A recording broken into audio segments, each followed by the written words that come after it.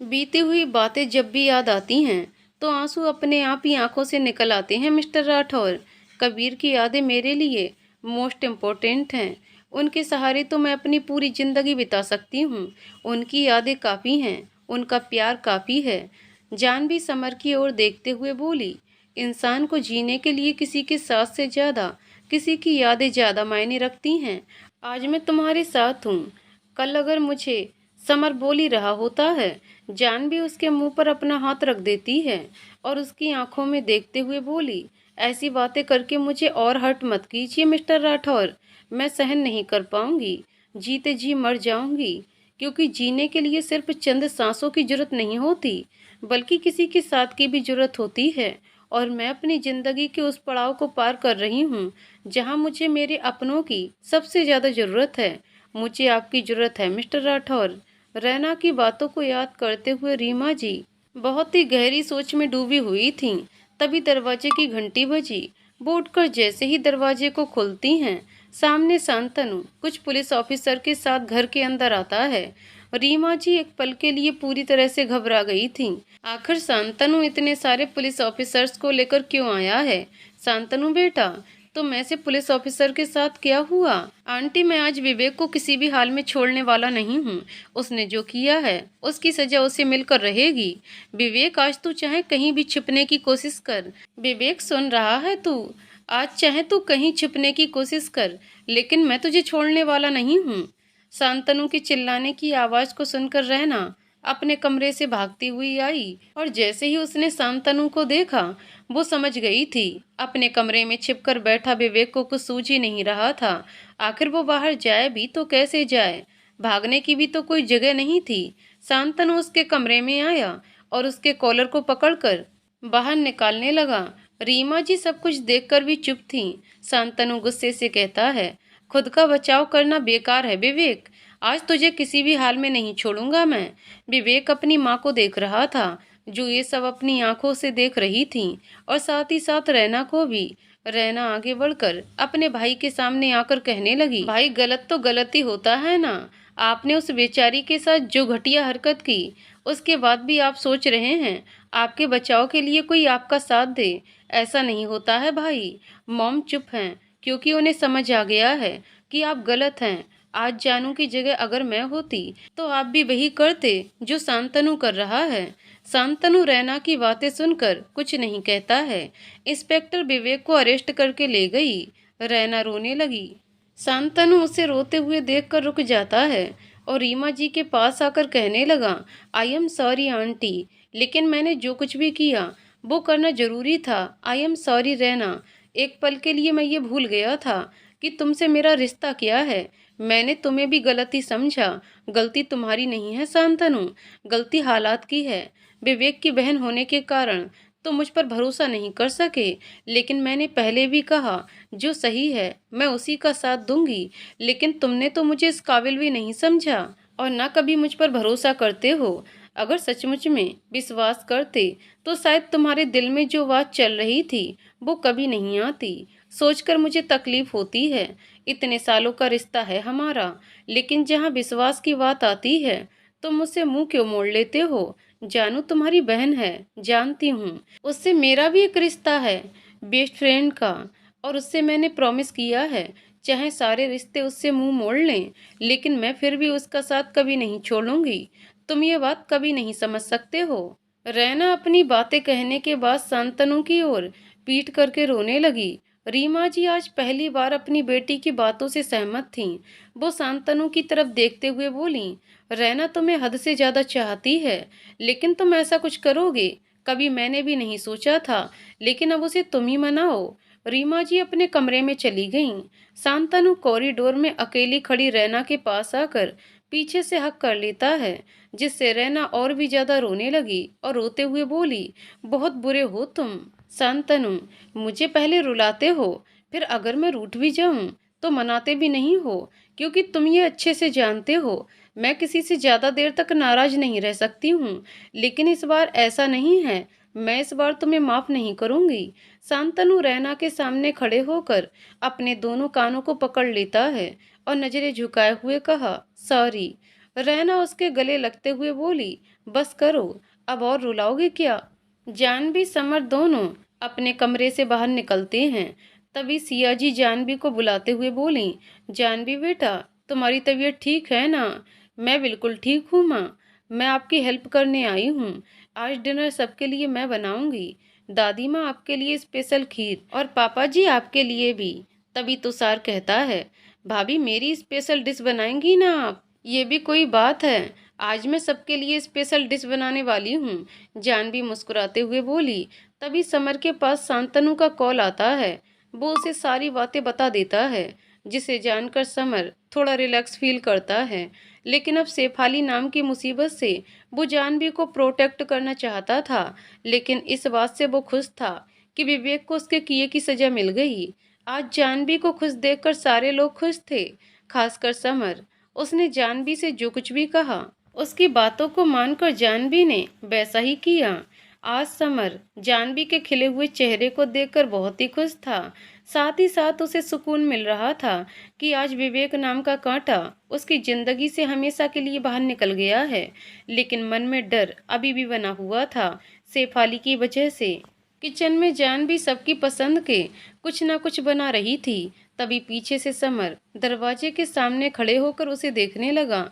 शक पकाते हुए जानवी उसकी ओर बिना देखे हुए बोली, मिस्टर राठौर, आपको कुछ चाहिए था क्या? हम चाहिए तो था। क्या? बोलिए, मैं बना देती हूँ। तुम हमेशा ऐसे ही खुश रहना, तुम्हारी स्माइल बहुत ही प्यारी है, तुम ऐसे ही अच्छी लगती हो। समर की बातें जानवी को कबीर की याद दिलाने लगीं। वो अपने मन में सोचते हुए बोलने लगी, I am sorry mister Rathore, लेकिन मैं जितनी भी कोशिश कर लूँ आपसे दूर रहने की, फिर भी आपकी एक एक बातें मुझे कबीर की याद दिलाती रहती हैं। भूल जाती हूँ मैं, आप और मैं कभी एक नहीं हो सकते हैं। इस सच्चाई को जितनी जल्दी एक्सेप्ट कर लूँ उतना अच्छा है मेरे लिए। अब क्या हुआ? किस ख्यालों में गुम हो गई? मुझे चाय पीनी है, समर कहता है। जानवी चाय बनाने लगी। तभी जिया देखती है, समर प्यार भरी नजरों से जानवी को बस निहारे जा रहा है। उसे देखकर बिल्कुल भी अच्छा नहीं लग रहा था। अंदर ही अंदर जल रही जिया जानवी को लेकर अभी भी उसके मन में जो भड़ास भरी हुई थी, उसकी जगह अब नफरत ने ले लिया था।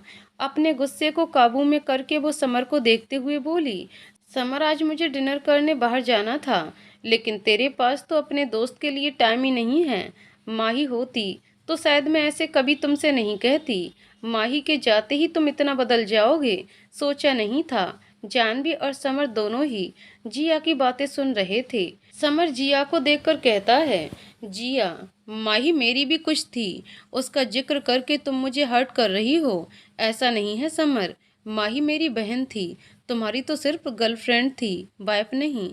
क्योंकि उसके जाते ही तुमने एक बार भी मुड़कर उसके बारे में जानने की कोशिश नहीं की। उसकी फैमिली कैसी है, तुमसे प्यार करती थी, इतनी ही कदर करते थे तुम उसकी। जिया की बातें समर को कांटे की तरह चुभ रही थीं, लेकिन जिया वहां से तुनक कर चली गई। जानवी समर को चाय का कप देते हुए बोली, जिया का कहना सही है मिस्टर राठौर, आपके दिल में माही के लिए जो प्यार है उसकी जगह कोई नहीं ले सकता। लेकिन क्या आपके लिए प्यार से बड़ा आपके लिए गलतफहमी? वो इस दुनिया से चली गई, लेकिन जाते हुए भी उन्होंने सिर्फ आपकी खुशी के बारे में सोचा। इतना प्यार तो कोई किसी से कर ही नहीं सकता है। मेरे दिल में कबीर की जगह कोई नहीं ले सकता है, और ना आपके दिल में माही की जगह कोई और लेगा।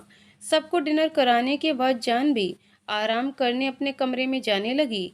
वो जिया के कमरे से होकर जैसे ही आगे बढ़ रही थी, जिया पीछे से आवाज देते हुए बोली, ठहरो जानवी। जिया, तुम क्या हुआ? सोई नहीं अभी तक? मुझे नींद कैसे आ सकती है? कहने का क्या मतलब है तुम्हारा? मैं समझी नहीं। जिया उसकी बातें सुनकर हंसते हुए बोली, तुम इतनी भोली नहीं हो। समर की खुशी चाहती हो ना? तुम तो उससे प्यार भी नहीं करती हो। मुझे किसी ने बताया समर तुमसे शादी से पहले ही डिवोर्स लेना चाहता था। वो बस अपने भाई के बच्चे को अपना नाम देकर उसे मजबूरी में अपना रहा था। जानती कितना हो तुम समर को? अपने भाई से वो जितना प्यार करता था उतना तो शायद तुमने कबीर से कभी नहीं की होगी। अपने भाई को खोने के बाद वो अब उसके बच्चे को खोना नहीं चाहता था। इसलिए मजबूरी में ये रिश्ता निभा रहा है। सच कहूँ तो इस रिश्ते को बोझ की तरह ढो रहा है। तुम जैसी सिंपल मिडिल क्लास लड़की उसकी चॉइस कभी नहीं बन सकती है। मेरी बातें तुम्हारे दिल पर लग रही होंगी, लेकिन सच्चाई यही है। वो सिर्फ तुम्हारे बच्चे की वजह से तुम्हारी केयर करता है, वरना वो आज भी माही से ही प्यार करता है। सच्चाई बताकर मैंने तुम्हें हर्ट किया है, लेकिन तुम खुद इतनी समझदार हो। मैं कल वापस जा रही हूँ। माही के जाने के बाद उसकी माँ पूरी तरह से टूट चुकी है। समर वहाँ होता तो उन्हें सहारा देता, लेकिन समर होता तो आज उनकी सिचुएशन ऐसी नहीं होती। जिया की बातें पूरी होते ही जानवी अपने कमरे में आई और कुछ सोचते हुए वो अपने मन में फैसला लेते हुए बोली, माही के जाने के बाद उसकी फैमिली पर क्या बीत रही होगी, इस बात को मुझसे बेहतर कौन समझ सकता है। मैंने न सिर्फ अपने माँ पापा को खोया है, बल्कि अनाथ आश्रम में रहने वाले दोस्तों को खो दिया। कबीर, जिसे अपनी जिंदगी भर साथ रहने का वादा किया, उसे खो दिया। अपने भाई से मिलने के बाद मुझे एहसास हुआ अपनों का साथ क्या होता है। मैं ऐसा क्या करूं जिससे मिस्टर राठौर लंदन जाने पर मजबूर हो जाएं। मैं उनकी लाइफ में माही की जगह नहीं ले सकती हूँ, लेकिन मैं इतना तो कर सकती हूँ ना कि मिस्टर राठौर को इस समझौते भरे रिश्ते से आज़ाद। रात के 11 बज चुके थे, लेकिन समर अब तक कमरे में नहीं आया था। जान भी परेशान होकर बालकनी में खड़े होकर समर के आने का इंतजार करने लगी। कुछ देरी हुई थी कि समर पीछे से आकर जानवी को हक कर लेता है। अपनी आंखें बंद किए हुए जानवी बस समर के स्पर्श को महसूस कर रही थी। स्पर्श उसका सीधे मेरी रूह तलक जाता है। जाने कैसे वो मेरे दिल का हाल जान लेता है। कभी कहा नहीं उससे कुछ मैंने कभी, फिर भी वो जाने कैसे मेरे जज्बात जान लेता है। इसकी कोई जुबान नहीं होती, सुना है हमने, मगर इश्क में एहसास और विश्वास कमाल का होता है। जानवी की आंखों से आंसू बहने लगे। समर को एहसास हुआ जब उसके हाथ पर उसके आंसू की कुछ बूंदें टपकी। वो अपने सामने जानवी को करते हुए कहा, तुम रो रही हो, वो भी जिया की बातों को लेकर। मिस्टर राठौर, माही की फैमिली को आपकी जरूरत है। जिया सही तो कह रही है ना, मैंने आपको इस समझौते भरे रिश्ते को निभाने पर मजबूर कर दिया है। तुम कुछ ज्यादा ही सोच रही हो। माही की फैमिली जिस भी हालत में है, मैं ठीक नहीं कर सकता हूँ, क्योंकि उन्होंने अपनी बेटी को खोया है तो मैंने भी अपने भाई को खोया है। तुमने अपने प्यार को खोया है। मेरी बात सुनो जानवी, क्या भाई के जाने के बाद क्या ऐसा एक दिन भी बीता जिस दिन तुम्हें भाई की याद ना आई हो? तुम हर पल भाई को याद करती हो जानवी। मैं तुम्हारे साथ होता हूँ तब भी, और नहीं होता हूँ तब भी। माही से मैं प्यार करता था, लेकिन अब वो मेरा पास्ट बन चुकी है। कहने को तुमने और मैंने दोनों ने अपने पार्टनर की यादों को दिल में बसाकर मूव ऑन कर लिया है, लेकिन क्या सच में मूव ऑन करने से सब कुछ पहले की तरह हो जाता है क्या? क्या पहले की तरह खुश हैं हम? ऐसा नहीं होता है जानवी। ऐसा नहीं है कि हम दोनों ने ही कुछ खोया है। दुनिया में ऐसे भी लोग हैं जिन्होंने अपना सब कुछ खो दिया है, लेकिन उन्होंने जीना नहीं छोड़ा है। खुश रहना पड़ता है। दोबारा जीने के लिए हमें प्यार भी करना पड़ता है। किसी के सपने को साकार करने के लिए कभी कभी अपने सपने को भूलना भी पड़ता है। अगर एक ही बात को लेकर जिंदगी भर रोते रहे तो तकलीफ सिर्फ हमें होगी। तकलीफ में साथ निभाने वाला भी आपका हमदर्द होता है, और मेरे लिए तुम मेरी सब कुछ हो जानवी। मैंने कभी नहीं सोचा था कि तुम भी औरों की तरह ही सोचोगी। समर की बातें जानवी के दिल को छू गईं। वो सिया की सारी बातें भूलकर वो इतनी इमोशनल हो गई थी कि उसने समर को अपने गले से लगा लिया। जानवी समर को हक कर लेती है और रोते हुए कहने लगी, चाहे जितनी भी कोशिश कर लूं, लेकिन मैं आपके काबिल नहीं बन सकती हूँ मिस्टर राठौर। आपके बारे में सोचती हूँ तो खुद पर गुस्सा आता है मुझे। एक बार भी आपके दिल के हाल नहीं समझ सकी, खुद के बारे में सिर्फ सोचती रही। इतनी सेल्फिश कैसे हो सकती हूँ मैं? मैंने तो आपको कोई खुशी ही नहीं दी। डरती हूँ किसी के करीब आने से, किसी को अपना मानने से। ये डर, ये खौफ मुझे अंदर ही अंदर खाए जा रहा है, क्योंकि अब मुझ में किसी को खोने की हिम्मत नहीं है। समर जानवी की बातें सुनकर उसे अपनी बाहों में भरते हुए बोला, इतना सोचती हो मेरे बारे में, फिर भी सेल्फिश कहती हो खुद को? हाँ, क्योंकि मैं सेल्फिश हूँ। जानवी बोल ही रही थी कि अचानक से उसके पेट में पेन होने लगा। वो समर से अलग होते हुए अपने पेट पर हाथ रखते हुए कराहने लगी। समर उसे कराहते हुए देखकर कहने लगा, तुम पहले यहाँ बेड पर आराम करो जानवी। दवाई खाई तुमने अपनी? जानवी, मैंने कुछ कहा था ना तुमसे, जूस लेकर आता हूँ मैं। जानवी समर के हाथ को पकड़कर धीरे से बोली, मिस्टर राठौर, आप मेरे पास बैठे रहिए, वही काफ़ी है, प्लीज कहीं मत जाइए। समर जानवी के बिल्कुल पास आकर बैठ गया और उसके माथे को प्यार से चूमकर उसके सर को सहलाते हुए बोला, मैं कहीं नहीं जा रहा हूँ, मैं तुम्हारे पास हूँ।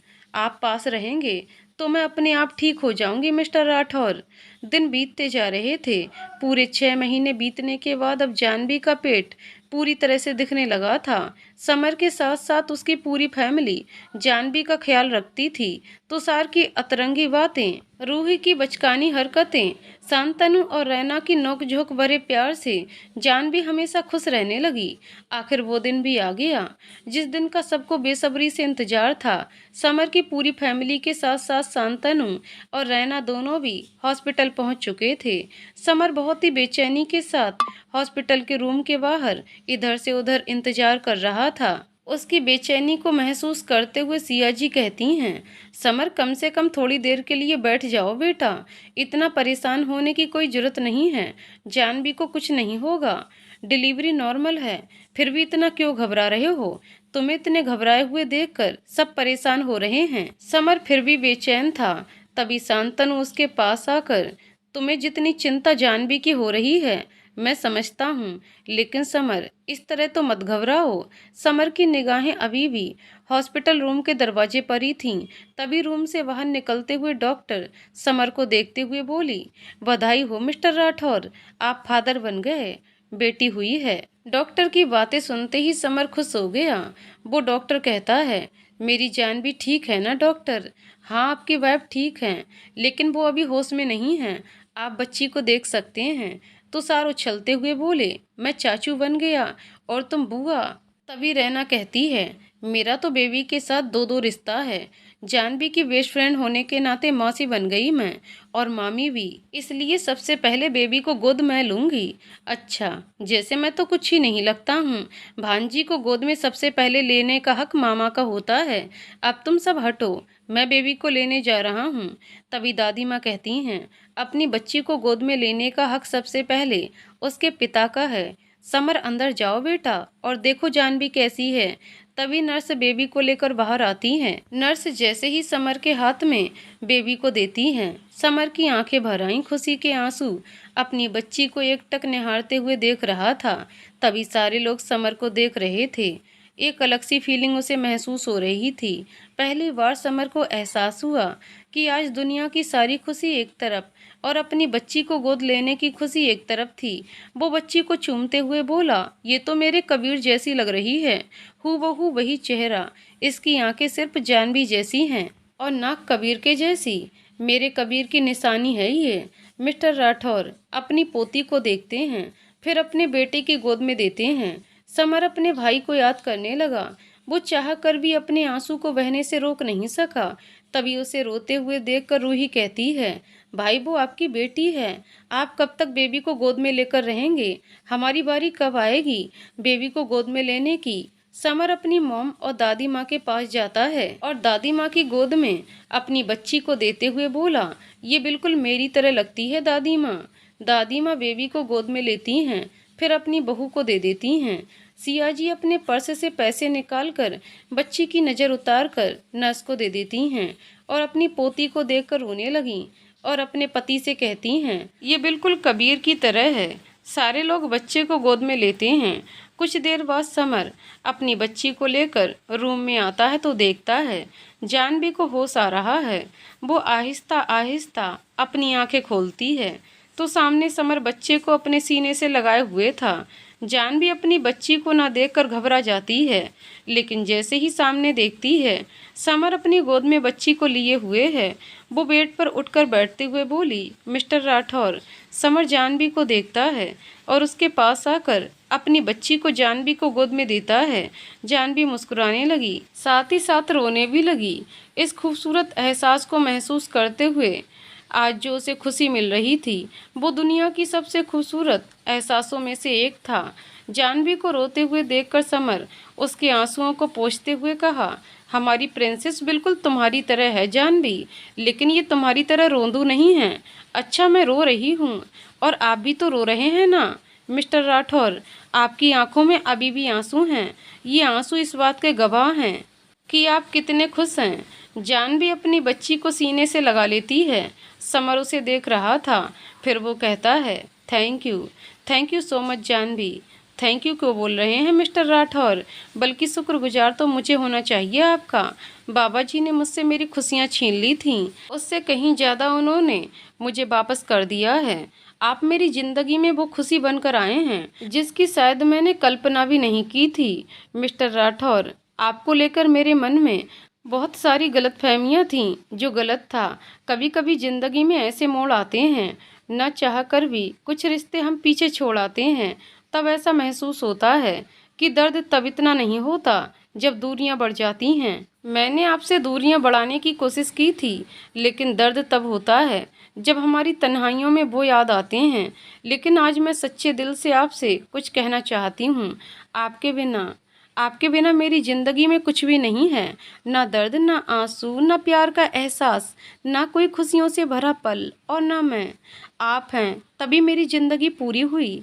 मेरी बेरंग ज़िंदगी को आपने इसके रंगों से रंग दिया है मिस्टर राठौर। मेरा हाथ ज़िंदगी भर ऐसे ही थामे हुए रहेंगे ना मिस्टर राठौर? आप मुझे छोड़कर तो नहीं जाएंगे ना? जानवी बोली रही होती है कि तभी उसकी बच्ची रोने लगी। समर मुस्कुराते हुए जानवी को देखते हुए बोला, अब तो मेरी बच्ची ने भी हाँ कह दिया है। जानवी, इसे मेरी गोद में लाओ और तुम आराम करो। जानवी बेड पर लेट जाती है और समर अपनी बेटी को लेकर कुछ देर तक उसे अपने गले से लगाए रखा। फिर कुछ देर बाद जब उसका मोबाइल बजा तो वो बच्ची को जानवी के बगल में लगे हुए बेड पर लिटाकर बाहर चला आया। बाहर सब लोग अभी भी मौजूद थे। सिया जी सबकी ओर देखते हुए बोली, घर नहीं जाना क्या तुम लोगों को? तुषार चाचू बन गया है तू, और रूही बेटा तुम भी तो बुआ बन गई हो। जानवी को शाम तक डिस्चार्ज कर दिया जाएगा, लेकिन उससे पहले तुम सबको तैयारी शुरू कर देनी चाहिए जानवी के वेलकम के लिए। और ये भी क्या मुझे बताना नहीं? शांतनु आगे बढ़कर कहता है, आंटी मैं मामा बन गया हूँ। अपनी भांजी का वेलकम तो मैं जोरों शोरों से करूँगा, चले रहना। जी बिल्कुल आंटी जी, अब हम सब जा रहे हैं, आप भी चलिए हमारे साथ, क्योंकि यहाँ तो समर है ना जानवी और बच्ची का ख्याल रखने के लिए। रहना कहती है तो सिया जी समर से मिलकर जानवी को बाय बोलकर घर के लिए निकल जाते हैं। ऑफिस से समर का कॉल आने की वजह से वो फिर से बच्ची और जानवी को छोड़कर बाहर चला गया। अब रूम में सिर्फ जानवी बेड पर लेटकर सोई हुई थी। तभी अचानक से किसी के आने की आहट सुनाई देती है। वो अपने धीरे धीरे कदमों से जानवी की ओर बढ़ रही थी। जैसे ही उसकी नजरें बच्ची पर आईं, वो उस बच्ची को गोद में उठाकर लेकर चली गई। कुछ देर बाद जब जानवी नींद से जागी तो अपनी बच्ची को न देखकर वो घबराते हुए बेड पे उठकर बैठकर समर का नाम लेते हुए बोली, मिस्टर राठौर कहाँ हैं आप? तभी एक नर्स आती है और जानवी को ऐसे पैनिक होते हुए देखकर कहने लगी, आप अभी इतनी जोर से नहीं बोल सकती हैं, क्या हुआ है? सिस्टर, मेरी बच्ची। हो सकता है आपके हस्बैंड बच्ची को लेकर गए हों। समर को ऐसे बिना बच्ची के लिए देखकर जानवी और भी ज़्यादा पैनिक हो गई। वो समर से कहने लगी, मिस्टर राठौर बच्ची कहाँ है? कहाँ है? मैंने तो बेबी को तुम्हारे बगल वाले पालने में लेटा कर गया था, फिर कहाँ जा सकती है? मिस्टर राठौर, किसी ने हमारी बच्ची को किडनैप कर लिया है। कहते हुए जानवी अब रोने लगी। नर्स ये सुनते ही घबराते हुए बोली, मिस्टर राठौर, बच्ची का हॉस्पिटल से इस तरह से गायब होना कोई मामूली बात नहीं है। हो सकता है जिसने भी बच्ची को किडनैप किया हो वो अभी भी यहीं हो, क्योंकि वो भले ही सबकी नज़रों से बचकर चला जाए, लेकिन सीसीटीवी फुटेज में तो पता चल ही जाएगा। नर्स की बात सुनकर समर और जानवी दोनों कंप्यूटर रूम में आते हैं, जहां से सीसीटीवी फुटेज को देख सकते थे। लेकिन ये बात पूरे हॉस्पिटल में जंगल की आग की तरह फैल गई। हॉस्पिटल से किसी नवजात बच्ची का इस तरह से गायब हो जाना। एक नकाबपोश युवती अभी भी हॉस्पिटल के स्टोर रूम में थी। वो जानवी की बच्ची को देखकर गुस्से में कहती है, तुम्हारी माँ की वजह से आज मैं इस हालत में पहुँच गई हूँ। मेरे डैड ने मुझे घर से निकाल दिया और मेरा भाई मेरी सूरत देखना नहीं चाहता है। मेरी खुशियाँ बर्बाद हो गईं। तो फिर मैं तुम्हारी माँ को ऐसे कैसे छोड़ सकती हूँ? तुमसे दूर होने के बाद वो अपने आप घुट घुट कर मर जाएगी, लेकिन उसे तुम तक कभी नहीं पहुँचने दूंगी। बच्ची को किडनैप करने वाली कोई और नहीं बल्कि शेफाली थी। अपनी बेइज्जती का बदला लेने के लिए वो इतनी पागल हो गई थी कि उसने एक नवजात बच्ची को किडनैप कर लिया था, जिस माँ ने अपनी बच्ची को अच्छे से देखा तक नहीं था। अपनी बच्ची से बिछड़ने के गम में वो इतनी रोए जा रही थी, समर भी उसे संभाल नहीं पा रहा था। सारे घर वालों को ये खबर लग गई, हॉस्पिटल से किसी ने बच्ची को किडनैप कर लिया है। शांतनु को बच्ची के गायब होने का शक सबसे पहले शेफाली पर जाता है। घर के सारे लोग इतने टेंशन में आ गए थे, किसी को कुछ भी सूझ नहीं रहा था। शांतनु तुषार की ओर देखते हुए बोला, मुझे शेफाली पर शक है। हो ना हो वही है जो समर और जानवी से बदला लेने के लिए इस हद तक गिर सकती है। मैं मिस्टर बत्रा से कॉल करके उसके बारे में पूछता हूँ। शांतनु मिस्टर बत्रा को कॉल लगाने लगा। इधर हॉस्पिटल में जानवी जैसे ही सीसीटीवी फुटेज में अपनी बच्ची को ले जाते हुए देखती है, वो रोते हुए बोली, मिस्टर राठौर, मेरी बच्ची को सच में किसी ने जानबूझकर किडनैप कर लिया है। मुझे मेरी बच्ची चाहिए। आप प्लीज मेरी बच्ची को मेरे पास ले आइए। समर जानवी को संभालते हुए बोला, जानवी, हमारी बेटी को कुछ नहीं होगा। वो अभी भी इसी हॉस्पिटल में है, क्योंकि सीसीटीवी फुटेज में दिख रहा है वो हॉस्पिटल से बाहर गई ही नहीं है। मैं तुमसे वादा करता हूँ, हमारी बेटी को मैं तुम्हारे पास जब तक नहीं ले आता तब तक शांत नहीं बैठूंगा। और जिसने भी ये हरकत की है, आज तो उसे समर राठौर के गुस्से का सामना करना पड़ेगा। वो बच ही नहीं सकती है। पूरे हॉस्पिटल के स्टाफ, वार्ड बॉय और नर्स हर जगह उस नकाबपोश युवती को ढूंढने लगे। समर जैसे ही 4th फ्लोर पर आया, हर जगह ढूंढने के बाद भी उसे बच्ची कहीं नहीं मिली। वो अब और भी गुस्से में था, लेकिन जैसे ही वो लिफ्ट की ओर बढ़ने लगा, उसे ऐसा महसूस हुआ जैसे उसने किसी बच्चे के रोने की आवाज़ सुनी हो। किसी बच्चे के रोने की आवाज़ को सुनकर समर के पांव वहीं रुक गए। वो लिफ्ट के अंदर जाने के बजाय सीधे कॉरिडोर से होते हुए एक खाली रूम की तरफ बढ़ा, लेकिन रूम में फिर से शांति पसरी हुई थी। समर को तो विश्वास ही नहीं हो रहा था कि उसने कुछ देर पहले किसी बच्चे के रोने की आवाज़ सुनी हो। वो भ्रम समझकर लिफ्ट की ओर बढ़ा। शेफाली बच्ची को चुप कराकर वो एक कोने में जाकर छिप गई और खिड़की से झांकते हुए वो समर के जाने का इंतजार करने लगी। अपने आप से बुदबुदाते हुए वो बोली, आज चाहे कुछ भी हो जाए, लेकिन मैं इस बच्ची को जानवी से इतनी दूर कर दूंगी वो इस बच्ची तक पहुंच ही ना पाए। परेशान शांतनु अपनी बहन की हालत को समझकर वो मिस्टर बत्रा के घर जाता है। दरवाजे को नॉक करते हुए जैसे ही वो देखता है डोर ओपन है, तो वो अंदर आता है। हॉल में बैठा हुआ विक्रम जैसे ही परेशान शांतनु को देखता है, वो हैरान होते हुए उसके पास आया और कहने लगा, तुम इतनी हड़बड़ी में, सब ठीक है ना शांतनु? तुम इतने हाफ क्यों रहे हो? विक्रम, वो जानवी की बच्ची को हॉस्पिटल से किसी ने किडनैप कर लिया है। जानवी का बुरा हाल है। अपनी बच्ची के बिना उसने तो अपनी बेटी को अच्छे से देखा तक नहीं है, और किसी ने उसे सोते हुए देखकर उसकी बच्ची को उसके पास से चुरा लिया। क्या जानवी को बेबी गर्ल हुई है? लेकिन इतनी घटिया हरकत कौन कर सकता है शांतनु? तुम मेरे पास आए हो, जरूर इसके पीछे कोई बड़ी वजह है। मैं जानता हूँ पिछले कुछ दिनों से जो कुछ भी हुआ है उसे लेकर तुम भी परेशान और हम भी। डैड ने शेफाली को घर से निकाल दिया है। हमने उसे सुधरने का मौका दिया था, लेकिन वो सुधरी नहीं, इसलिए डैड ने इतना बड़ा फैसला लिया, विक्रम कहता है। तो शांतनु अपने दिल को संभालते हुए बोला, हो सकता है जानवी से बदला लेने के जुनून में शेफाली ने ही बच्ची को किडनैप किया हो। मैं जानबूझकर नहीं कह रहा हूँ विक्रम, बस मुझे ऐसा लग रहा है। विक्रम कुछ देर तक चुप रहा, फिर गहरी सोच में डूबते हुए कहा, मैं हॉस्पिटल जाना चाहता हूँ। अगर सचमुच में शेफाली ने ही जानवी की बच्ची को किडनैप किया है तो उसे सजा मैं दिलवाऊंगा। इतना कहकर विक्रम शांतनु के साथ हॉस्पिटल की ओर निकल पड़ा। जानवी पागलों की तरह अपनी बच्ची को हर तरफ ढूंढे जा रही थी। वो एक वार्ड से दूसरे वार्ड में अपनी बच्ची को तलाश कर रही थी। समर फिर से किसी बच्ची के रोने की आवाज़ को सुनता है। अब तो उसे पूरी तरह से यकीन हो गया था, ये कोई भ्रम नहीं है, बल्कि वो सच में किसी बच्चे के रोने की आवाज़ को सुन रहा है।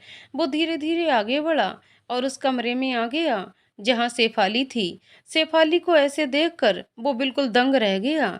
शेफाली उसकी बच्ची को गोद में लिए हुए थी। समर को वो जैसे ही देखती है, वो अपने कदम पीछे करते हुए बोली, तुम्हें जब तक सबक नहीं सिखाऊंगी, तब तक मुझे चैन नहीं मिलेगा। तुमने और जानवी ने मुझसे मेरा सब कुछ छीन लिया। मेरे डैड ने मुझे घर से निकाल दिया। अब मैं इस बच्ची को तुमसे इतनी दूर कर दूंगी, तुम सोच भी नहीं सकते हो। शेफाली के पागलपन भरी बातों को सुनकर समर सहम गया। वो शेफाली की ओर देखते हुए बोला, शेफाली, बच्ची को छोड़ दो, वो छोटी बच्ची है। इस बात को सोचो जरा, इसने तुम्हारा क्या बिगाड़ा है? तुम्हें मुझसे बदला लेना है ना, तो ले लो, लेकिन इस बच्ची का क्या कसूर? लेकिन शेफाली कुछ भी सुनना नहीं चाह रही थी। वो तो बस बच्चे को नीचे गिराने की धमकी देने लगी। समर, मुझे जाने दो, वरना आज इस बच्ची का काम तमाम हो जाएगा। शेफाली की बातें सुनकर समर तो डरा ही था, साथ ही साथ जानवी और बाकी लोग भी डर गए। जानवी रोते हुए बोली, तुम्हारे सामने दोनों हाथों को जोड़कर भीख मांगती हूँ, मेरी बच्ची को छोड़ दो शेफाली। तुम जैसा कहोगी मैं करूंगी। शेफाली इस बात को सुनकर मनी मन खुश होते हुए बोली, समर, तुम जानवी को इस कॉरिडोर से नीचे धक्का दे दो तो तुम्हारी बच्ची की जान बच जाएगी। अपने मरे हुए भाई की आखिरी निशानी को संभालना चाहते हो ना, तो फिर वही करो जो मैं चाहती हूँ। समर जानवी का चेहरा देखने लगा। अब किसी को कुछ भी समझ नहीं आ रहा था कि वो क्या करें। शेफाली के पागलपन को वो दोनों अच्छे से जानते थे। जानवी समर के सामने आकर रोते हुए बोली, क्या सोच रहे हैं मिस्टर राठौर? मुझे कुछ भी हो जाए फिक्र नहीं, लेकिन मेरी आंखों के सामने मेरी बच्ची को कुछ हो जाए, जीते जी मुझसे बर्दाश्त नहीं होगा। मेरी बच्ची को कुछ हुआ तो मैं नहीं बचूंगी। मार डालिए मुझे। सोच क्या रहे हैं? धक्का दीजिए मुझे मिस्टर राठौर, प्लीज। नहीं जानवी, ये लड़की पूरी तरह से अपना मानसिक संतुलन खो चुकी है। मुझ पर यकीन रखो, कुछ नहीं होने दूंगा मैं अपनी बेटी को। जितना प्यार तुम्हें मुझसे है, उससे कहीं ज्यादा तुम्हें मुझ पर विश्वास है जानवी। मैं कभी भी तुम्हारे विश्वास को तोड़ने नहीं दूंगा। समर की बातें सुनकर जानवी रोते हुए उसकी हाँ में हाँ मिलाने ही वाली होती है। उससे पहले ही शेफाली कहती है, अब तुम्हारी बच्ची तुम्हें कभी नहीं मिलेगी। इतना कहकर वो बच्ची को नीचे फेंकने ही वाली होती है कि इतने में विक्रम दौड़ते हुए आया और बच्ची को शेफाली के हाथ से पकड़कर वो शेफाली को फर्श पर धकेल देता है, जिससे वो मुंह के बल गिर जाती है। विक्रम अपनी गोद में उस बच्ची को लेकर गौर से देखने लगा, फिर गुस्से से चिल्लाते हुए बोला, तुम एक मासूम सी बच्ची की जान ले रही थी। ऐसा करने की तुम्हारी हिम्मत कैसे हुई शेफाली? इस बच्ची ने तुम्हारा क्या बिगाड़ा था? मुझे शर्म आती है तुम्हें अपनी बहन कहते हुए। विक्रम बच्ची को जानवी के हाथों में देते हुए बोला, मुझे माफ कर देना जानवी, लेकिन मेरी बहन ने जो कुछ भी किया है उसकी सजा इसे मिलेगी। जानवी रोते हुए अपनी बच्ची को सीने से लगा लेती है। समर, शांतनु, रैना, रूही और तुषार, बाकी सारे घरवाले भी वहां पहुंच चुके थे। सब जानवी को देख रहे थे। अपनी बच्ची को सीने से लगाए हुए जानवी फूट फूट कर रो रही थी। उसका रोना देखकर समर को रहा नहीं गया। वो जानवी के पास आया और कहने लगा, जानवी, रोना बंद करो, तुम्हारी बच्ची को तुमसे कोई दूर नहीं कर सकता है। जानवी फिर शेफाली की ओर देखती है और बच्ची को समर की गोद में देने के बाद वो उसके सामने आती है और खींचकर एक तमाचा लगाते हुए बोली, तुम इतनी नीच और घटिया हरकत कैसे कर सकती हो? तुम्हारी रूह नहीं कांपी? ऐसी बातें सोचते हुए तुम्हें सजा मिलकर रहेगी। विक्रम, मैं जानती हूँ इन सब में आपकी कोई गलती नहीं है, आप खुद को ब्लेम मत कीजिए। तब तक इंस्पेक्टर आ चुके थे। शेफाली को अरेस्ट करके ले जाने लगे। विक्रम अपनी बहन को देखकर उसकी आंखों में नमी आ गई, लेकिन वो अपनी बहन को सजा दिलवाना चाहता था। शेफाली नाम का कांटा हमेशा के लिए जानवी और समर की जिंदगी से जा चुकी थी। अपनी बच्ची को गोद में लिए हुए जानवी और उसके साथ समर दोनों घर पहुंच गए। सिया जी माँ और बच्ची दोनों की नज़र उतार कर घर के अंदर आने को कहती हैं। जानवी अपने कमरे में चली जाती है। सारे लोग उसके पीछे पीछे कमरे में चले आए। रैना तो कभी शांतनु, तुषार तो कभी रूही, जिया, सब एक एक करके बच्ची को गोद में लेने के लिए लड़ने लगे। सबको ऐसे करते हुए देखकर जानवी गुस्सा करते हुए बोली, भाई, आप इतने बड़े होकर भी बच्चों वाली हरकत कर रहे हैं। आपकी भांजी आपके साथ ही रहेगी, लेकिन ये अभी सोएगी। ठीक है जानवी, लेकिन बेबी का नाम रखने का हक तो मामा का होता है। कल आंटी जी नामकरण संस्कार करवाने वाली हैं। कल बेबी का नाम रखा जाएगा। शांतनु की बातें सुनकर सब एक एक करके बच्ची का नाम सोचने लगे। शोर होने की वजह से समर उन सबको जाने के लिए कह देता है। कुछ ही देर बाद बच्ची पूरी तरह नींद में सो गई थी। जानवी उसे पालने में सुलाती है और देखती है तो बालकनी के सामने खड़ा समर किसी गहरी सोच में डूबा हुआ है। जानवी पीछे से आकर उसे अपने गले से लगा लेती है। समर की पीठ पर अपने सर को रखते हुए जानवी कहने लगी, I am sorry mister Rathore, आज आप नहीं होते तो शायद। समर जानवी को अपने सामने करते हुए बोला, मेरे होते हुए ना तुम्हें कुछ होगा और ना हमारी बेटी को। तुम्हारा बहुत बहुत शुक्रिया जानवी, मेरी ज़िंदगी में आने के लिए, मेरी बेरंग ज़िंदगी में अपने प्यार के रंग भरने के लिए। समर जानवी के गालों को अपने हाथों में भर लेता है और बारी बारी से उसके गालों को चूमने लगा। फिर उसके फॉरहेड पर किस करते हुए फिर से कहा, I love you so much Janvi, I really love you. Janvi इतनी बातें सुनकर समर के गले जा लगी और धीरे धीरे उसमें सिमटती जा रही थी। कुछ देर तक दोनों वैसे ही रहे। आज न जाने इतने महीनों के बाद समर और जानवी के बीच के फासले दूर हो रहे थे। दोनों एक दूसरे की बाहों में थे। समर के छुअन को महसूस कर जानवी आज पूरी तरह से अब समर के रंग में रंगे जा रही थी। समर की बाहों में खुद को महफूज महसूस कर रही थी। जानवी पूरे दिल से खुश थी। जानवी और समर दोनों के बीच के रिश्ते की एक नई शुरुआत हो चुकी थी। अभी भी जानवी को गले से लगाए हुए था समर। वो अपनी आंखों में जानवी को बसा चुका था। जानवी समर को अपने गले से लगाए हुए थी। वो मन ही मन में सोचते हुए बोली, I am sorry mister Rathore, मैंने जाने अनजाने में अगर आपका दिल दुखाया हो तो, लेकिन मैं आज खुद से वादा करती हूँ कभी भी आपका साथ नहीं छोड़ूंगी और न ही कभी आपके प्यार पर शक करूंगी। बस जिंदगी भर ऐसे ही मुझे अपने गले से लगाए हुए रखना। मुझे अपनी ज़िंदगी में, अपने दिल में मुझे जगह देने के लिए, इतना प्यार करने के लिए आपको शुक्रिया। मुझे अपने इश्क के रंगों में रंगने के लिए आपका शुक्रिया। खुद से ज़्यादा मुझ पर भरोसा दिलाने के लिए शुक्रिया। दूसरी ओर टेरेस पर रूही अकेले खड़ी होकर किसी सोच में डूबी हुई थी। तभी उसे ढूंढते हुए तुषार आता है और पीछे से इतनी जोर से चिल्लाता है जिससे रूही की चीख निकल जाती है। तुषार खिलखिलाकर हंसने लगा। उसे हंसते हुए देखकर रूही गुस्से से अपनी आंखें बड़ी करते हुए बोली, are you mad? Mad? Yes I am mad. Tushar की बातें सुनकर रूही फिर से कहने लगी, तुम्हें अपनी मैडनेस दिखानी है ना तो कहीं और जाकर दिखाओ। मेरा दिमाग खराब मत करो और यहाँ से जाओ, मुझे अकेला छोड़ दो। तुषार उसके सर पर अपना हाथ रखकर चेक करते हुए कहा, तुम्हें तो फीवर भी नहीं है, तो फिर आज ऐसा क्या हुआ है जो सबका सर खाते रहती है? खुद गुमसुम होकर यहाँ क्या तारे गिनने आई हो? सेट अप तुषार, हर टाइम मजाक अच्छा नहीं होता है। मैंने तुम्हें जाने के लिए कहा ना, तो फिर क्यों तंग कर रहे हो मुझे? Leave me alone please. Ruhi गुस्से में बोली। आज पहली बार रूही के रूखे बर्ताव से तुषार को ठेस पहुंची। वो वहां से जाने लगा तो रूही को बिल्कुल भी अच्छा नहीं लगा। ऊपर से उसे अफसोस होने लगा। उसने तुषार से ऊंची आवाज में बात की। वो तुषार का हाथ पकड़कर उसे हक कर लेती है और रोनी आवाज में कहने लगी, आई एम सॉरी तुषार, कैसे बताऊं मैं तुम्हें? मैं अब इंडिया से जाना नहीं चाहती हूँ, लेकिन मॉम समझती ही नहीं हैं। वो कल ही मुझे यहाँ से ले जाना चाहती हैं। मैं कैसे चली जाऊँ? क्योंकि अब तो मैं तुम्हें पसंद करने लगी हूँ। तुम समझते क्यों नहीं हो? तुषार, अब तो मेरी फीलिंग की कदर करो। तुषार भी थोड़ा हैरान रह गया। ऐसे अचानक से मन बना लिया वो भी इंडिया छोड़कर जाने की। तुषार को कुछ समझ नहीं आ रहा था वो रिएक्ट कैसे करे।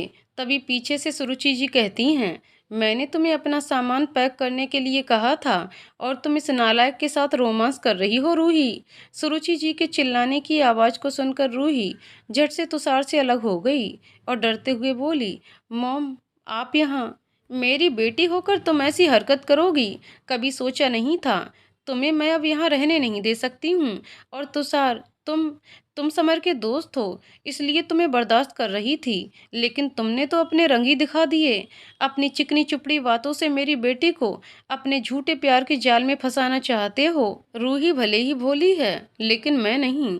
आज तुम्हारी करतूत तो मैं सबको बताकर रहूंगी। सुरुचि जी गुस्से में तमतमाते हुए रूही का हाथ पकड़कर खींचते हुए हॉल में आती हैं और रूही के हाथ को छोड़ते हुए बोली, समर दीदी, जीजा जी कहाँ हैं आप सब?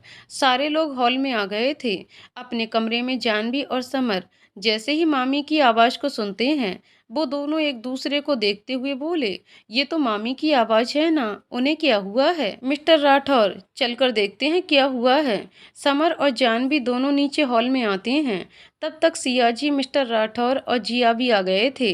सियाजी देखती हैं सुरुचि जी गुस्से में हैं और रूही उनके सामने रो रही है, तो वो रूही के गाल पर हाथ रखते हुए बोली, क्या हुआ बेटा, तुम रो क्यों रही हो? किसी ने कुछ कहा क्या? बोलो, मुझे बताओ। अपनी बुआ को रूही रोते हुए बोली, बुआ वो मॉम, मॉम मुझे और तुषार को, मैं तुषार से। एकदम चुप, चुप रहोगी तुम? ये सब हमारे ही लाड प्यार का नतीजा है, जो तुषार जैसे फटीचर से प्यार करने लगी है तू। कल के कल हम वापस लंदन जा रहे हैं, तुम्हारी अक्ल को तो मैं वहीं ठीक करूंगी, बहुत हो गया है। सुरुचि जी गुस्से में बोली। जानवी और समर तुषार का उतरा हुआ चेहरा देखकर समझ गए कि मामला क्या है। सियाजी अपनी भाभी को समझाते हुए बोली, भाभी आप बच्चों से नाराज क्यों हो रही हैं? रूही ने कुछ गलत नहीं किया है, तुषार बहुत अच्छा लड़का है, बचपन से जानते हैं इसे हम सब। अगर ये दोनों एक दूसरे से प्यार करते हैं तो क्या प्रॉब्लम है भाभी? बस बहुत हुआ दीदी, मैं आपकी तरह महान नहीं हूँ जो जानवी जैसी विधवा, ऊपर से किसी और के बच्चे की माँ बनने वाली हो, उसके साथ अपने कुंवारे बेटे की शादी कराकर उसकी जिंदगी बर्बाद कर दूं। जानवी जैसी लड़की समर क्या किसी भी लड़के के लायक नहीं है। पता नहीं क्या दिखा आप लोगों को इसमें, कबीर की जान चली गई, वो भी इसके फूटे कर्मों की वजह से। माँ बाप का पता नहीं, किस खानदान से आती है पता नहीं, स्टेटस क्या है इसका, ये अनाथ है, पता नहीं किसका गंदा खून है इसमें, और आप इसकी बराबरी मेरी बेटी के साथ कैसे कर सकती हैं? सुरुचि जी जानवी को जली कटी हुई सुनाती हुई बोली। सुरुचि जी की बातों को सुनकर जानवी के दिल पर क्या बीत रही थी, ये तो वही जानती थी, लेकिन अपनी बहू का उपहास सुनकर सिया जी को रहा नहीं गया। वो गुस्से में बौखलाते हुए बोली, बस कीजिए भाभी, मैं चुप हूँ, इसका मतलब ये नहीं है कि आप मेरी बहू के लिए जली कटी बातें कहेंगी। आप ऐसा बोल रही हैं, बिगाड़ा क्या है जानवी ने आपका, जो आप इतनी बातें कह रही हैं? मेरा समर किस्मत वाला है जो उसे जानवी जैसी पत्नी मिली है, और उससे ज्यादा खुश नसीब हम हैं जो इतनी समझदार और संस्कारी बहू मिली है हमें। कबीर इस दुनिया से चला गया, इसमें जानवी का क्या दोष है? इसकी बच्ची का क्या कसूर? अगर ये चाहती तो इस बच्ची को दुनिया में लाती ही नहीं और फिर से किसी के साथ अपनी नई जिंदगी की शुरुआत करती, लेकिन इसने तो साफ इनकार कर दिया।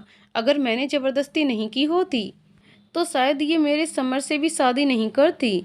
किसी पर भी लांछन लगाना आसान होता है भाभी, भगवान ना करे अगर जानवी की जगह रूही होती और आपकी जगह उसे कोई और सुना रहा होता, तो क्या आप चुप बैठती?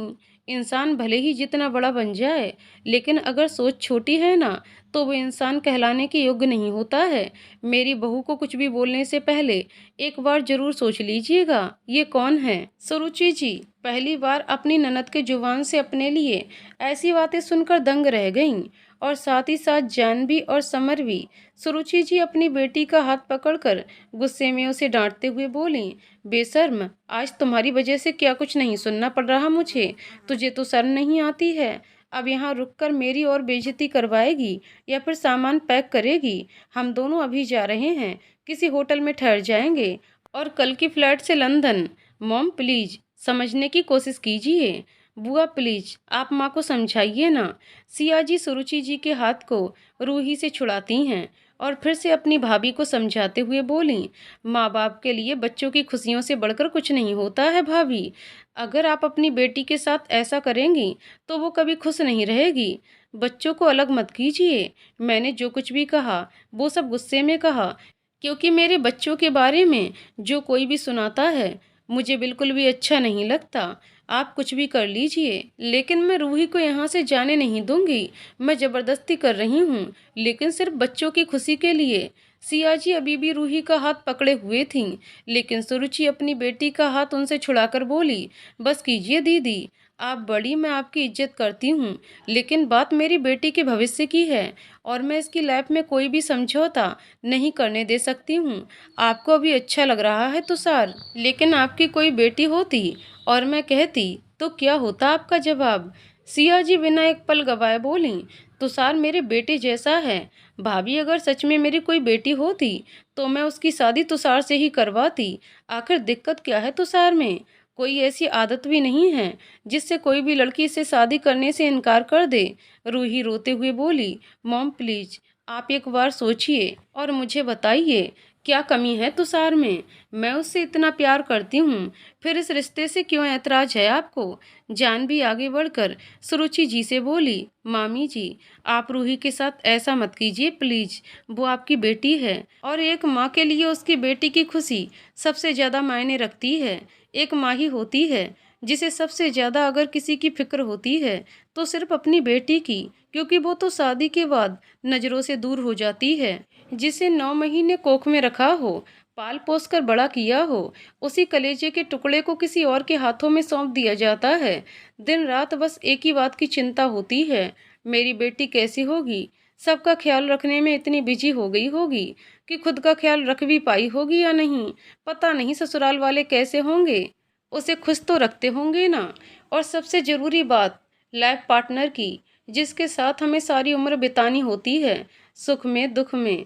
अगर वो इंसान अच्छा और समझदार हो तो ज़िंदगी ना सिर्फ संवर जाती है बल्कि ज़िंदगी और भी ज़्यादा खूबसूरत हो जाती है। यही अगर इसका उल्टा हुआ तो ज़िंदगी को बर्बाद होने में देर नहीं लगती है, साथ ही साथ खुद भी बिखर जाते हैं। तुषार बहुत अच्छा लड़का है मामी जी। सारे लोग जानवी की इतनी गहराई की बातों को सुनकर बहुत ही ताज्जुब से हो रहे थे। सियाजी मन ही मन खुश हो रही थीं जानवी की सोच को देखकर। सुरुचि जी ने उसे इतना बुरा भला कहा, लेकिन उसने सारी बातों को भुलाकर रूही के लिए इतना कुछ कर रही थी। सामने खड़ा समर सब कुछ अपनी आंखों से देख रहा था। वो जानवी को एकटक निहारते हुए मन में बोला, तुम इतनी अच्छी कैसे हो सकती हो जानवी?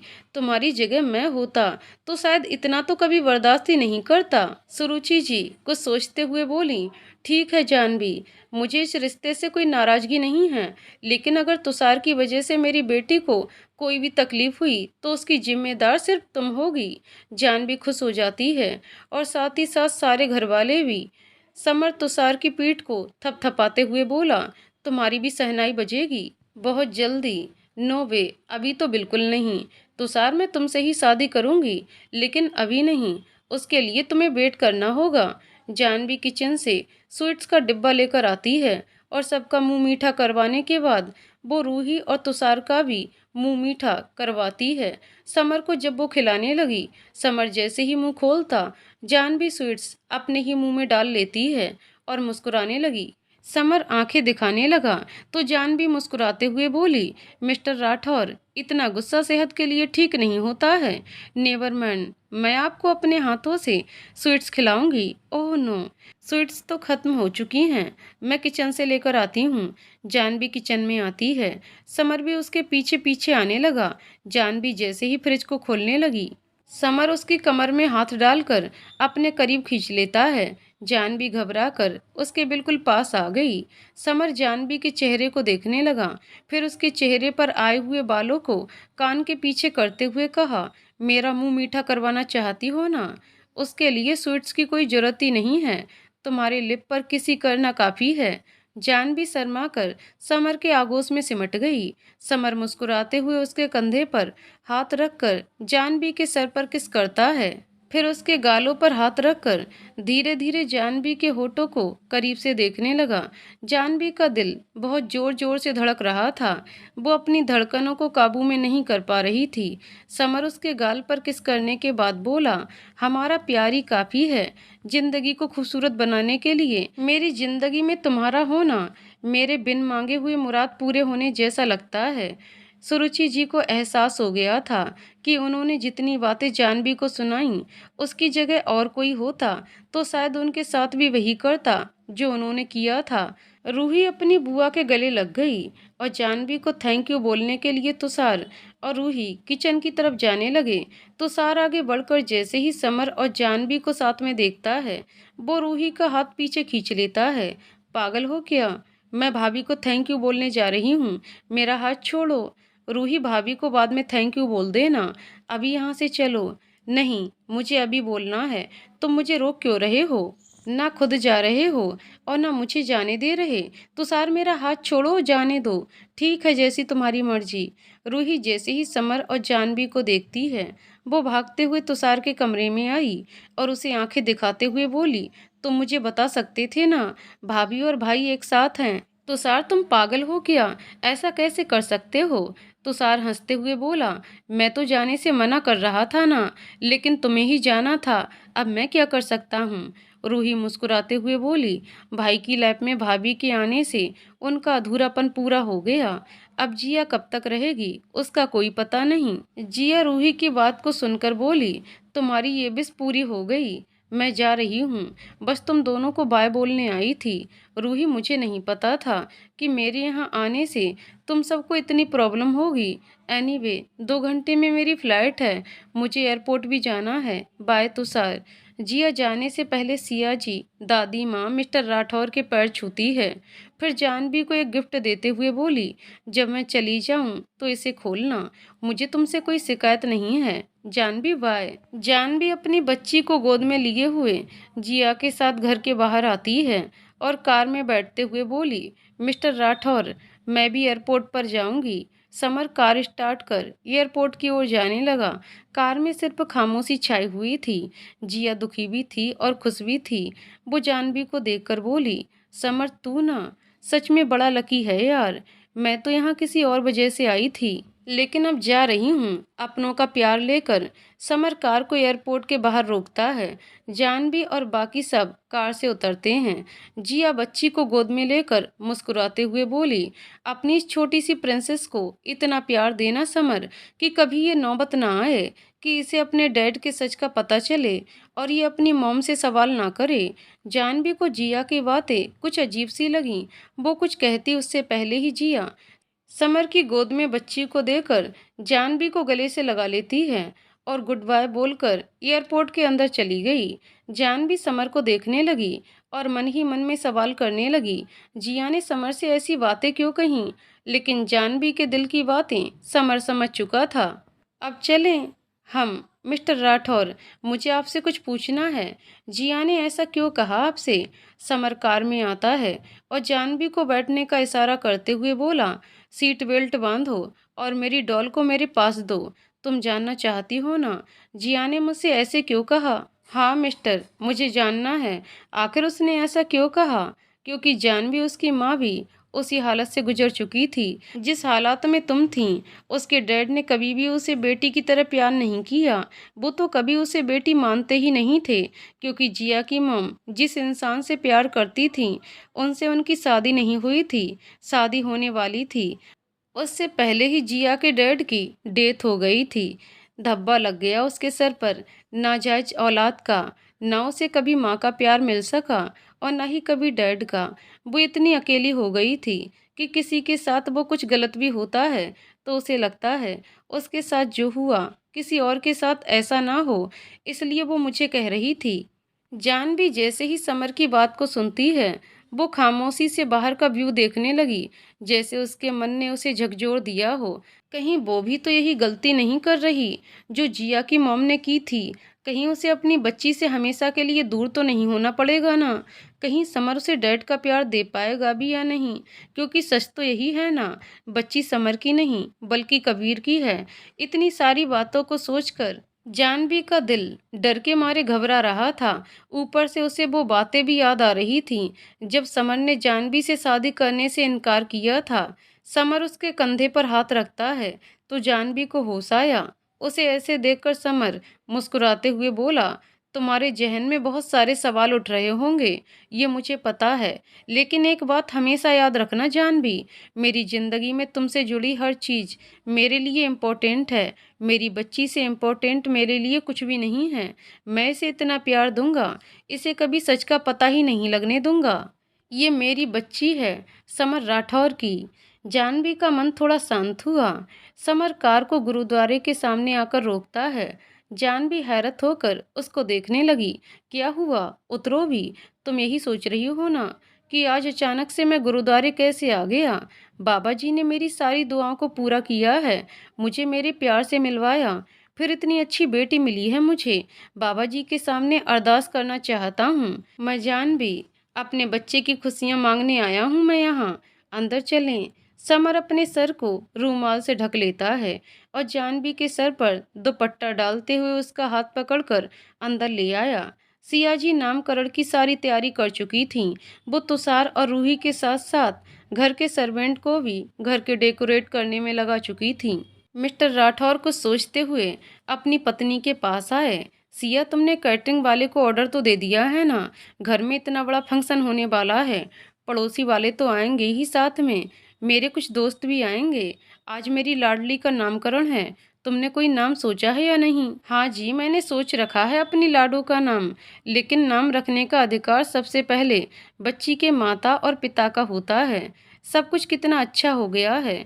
कुछ ही देर बाद पंडित जी आ जाएंगे, लेकिन ये दोनों अब तक एयरपोर्ट से नहीं आए। इतनी चिंता क्यों करती हो सिया? बच्चे नहीं हैं, वो दोनों आ जाएंगे। कैसे चिंता नहीं करूं? माँ हूँ। बच्चे अगर एक पल के लिए भी नज़रों से दूर हो जाएं, तो चिंता सताने लगती है, घबराहट महसूस होने लगती है। समर तो समझदार है ना, बाप बन गया है। उसे क्यों समझ में नहीं आ रहा कि उसकी माँ कितनी फिक्र कर रही होगी? ओ फोसिया, तुम भी ना। अब बैठो, तुम दादी बन गई हो, उम्र हो गई है तुम्हारी। पहले पानी पियो और रिलैक्स हो जाओ। मैं कॉल करके पूछता हूँ, उन्हें इतनी देर क्यों लग रही है? नहीं जी, आप कॉल मत कीजिए, वो लोग परेशान हो जाएंगे। सिया, सारी बातें तुम ही तो कहती हो, तो फिर इतनी परेशान क्यों हो रही हो? आ जाएंगे दोनों। तुषार, रूही, शांतनु, रहना, सारे लोग मिलकर सारी तैयारियां कर चुके थे। शांतनु घर में जानवी समर को ना देखकर सिया जी से पूछने लगा, आंटी सारी तैयारी हो चुकी हैं, लेकिन जिनके लिए ये सब किया गया है वो दोनों कहाँ हैं? अभी तक आए नहीं। पंडित जी भी पहुंचने वाले होंगे। तभी पीछे से आवाज आई, शांतनु, हम आ चुके हैं और तुम सबकी तैयारी देखकर अब भी लग रहा है जैसे कुछ अधूरा रह गया है। इस सब को सुनकर रूही कहती है, अच्छा भाई, क्या अधूरा छोड़ा है हमने? रूही, पंडित जी आएंगे तभी हमारी बेटी का नामकरण होगा, लेकिन उससे पहले तो पूजा की सारी तैयारी हो चुकी होंगी ना। ओह नो, मैं तो भूल ही गई। बेबी के लिए कुछ स्पेशल करना चाहिए, जैसे डांस, म्यूजिक और ढेर सारी मस्ती। ये बेबी के लिए स्पेशल हो रहा है या फिर तुम्हारे लिए? अच्छा, बहुत देर हो चुकी है समर, यार जाकर जल्दी तुम दोनों तैयार हो जाओ। तुषार इतना ही कहता है। रैना आगे बढ़कर बोली, बेबी को तैयार उसकी होने वाली मामी करेगी। अब तुम दोनों फटाफट तैयार हो जाओ। तुम दोनों के कपड़े पहले से ही कमरे में रख दिए गए हैं। रैना बेबी को लेकर सिया जी के पास आई। दोनों बहुत अच्छी तरह से बेबी को तैयार करके ले आए। रैना अपनी गोद में बच्ची को लिए हुए ममता भरी निगाहों से देखते हुए बोली, आंटी जी, ये कितनी प्यारी है ना, बिल्कुल कबीर की तरह लगती है। ऐसा लगता है जैसे हूबहू उसकी कार्बन कॉपी हो। वही आंखें, नाक और गाल तो बिल्कुल जानवी पर गए हैं। आज सच में कितना खुशियों भरा दिन है। बेबी को उसका नाम मिलेगा, है ना आंटी जी? सिया जी की आंखों में आंसू थे। उन्हें आज किसी की कमी खल रही थी तो सिर्फ कबीर की। अपने बेटे को याद करके वो अपने मन को समझा रही थीं।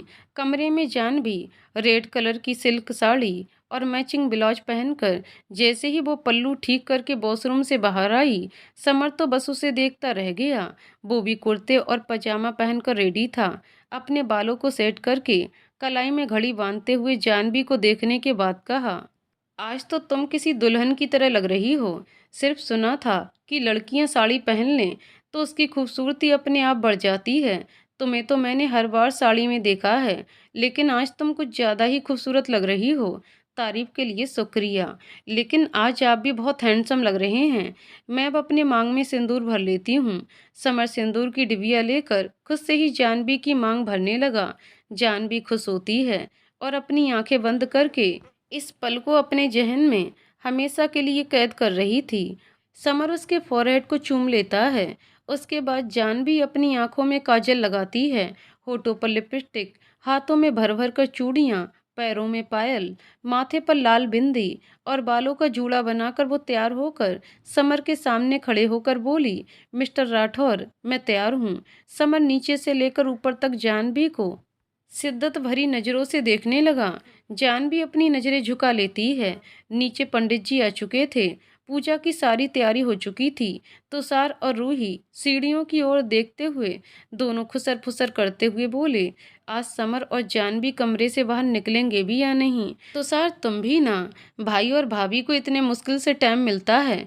पंडित जी थोड़ा और वेट कर लेंगे, लेकिन तुम अपनी चोंच बंद रखो। रूही आंखें दिखाती है। तुषार चुप हो गया। रैना और शांतनु के साथ साथ सारे लोग उन दोनों के आने का इंतजार कर रहे थे। समर और जानवी दोनों पूजा वाली जगह पर आकर अपनी अपनी जगह बैठ गए। पंडित जी पूजा कराने लगे।